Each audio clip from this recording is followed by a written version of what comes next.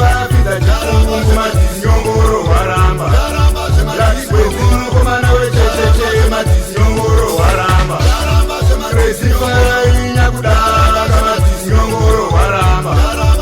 Abigail Mbembere mwanasikana Matizi Nyongoro waramba. Matizi Nyongoro waramba. Matizi Nyongoro waramba. Mfana wa Mwari Chisopa Bohera Matizi Nyongoro waramba. Daisy Yangazi Matete Matizi Nyongoro waramba. DJ USA aramba. DJ Reza Chiso aramba. Ale Musuku kufambira mutare Matizi Nyongoro waramba.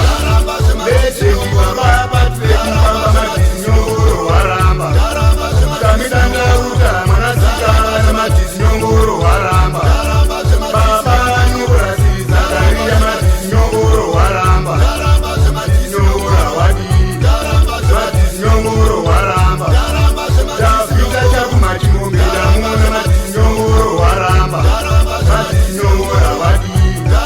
Matizi Nyongoro waramba. Mayepa kwezinga taurana Matizi Nyongoro wadi. Baba Sina eka basana muna Matizi Nyongoro waramba. Petro Sika basache machema Matizi Nyongoro wadi. Taurana eka spako Matizi Nyongoro wadi. Mambo jela sichare Matizi Nyongoro waramba. Ira taurana Matizi Nyongoro waramba. Matizi Nyongoro wadi. Matizi Nyongoro waramba. Miti mazuva zirapa Matizi Nyongoro waramba. Dawapinda pako weisto Matizi Nyongoro wadi. Dawapinda pako weisto Matizi Nyongoro wadi.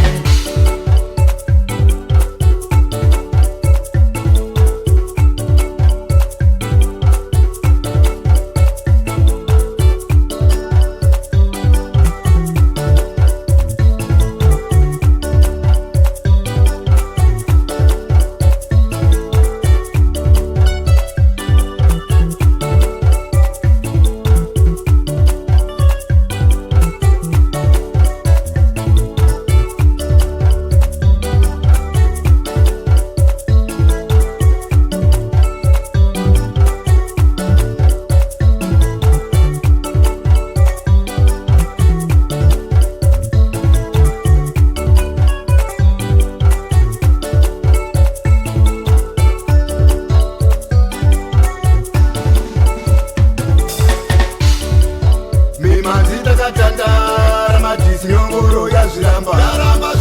Mimazita katandara Matizi Nyongoro yazviramba. Mimazita katandara Matizi Nyongoro yazviramba. Mimazita katandara Matizi Nyongoro yaramba. Matizi Nyongoro Matizi Nyongoro. Kutambudzwa kwevaimbi zvose tikuona tazviramba. Kutambudzwa kwevaimbi tinozviona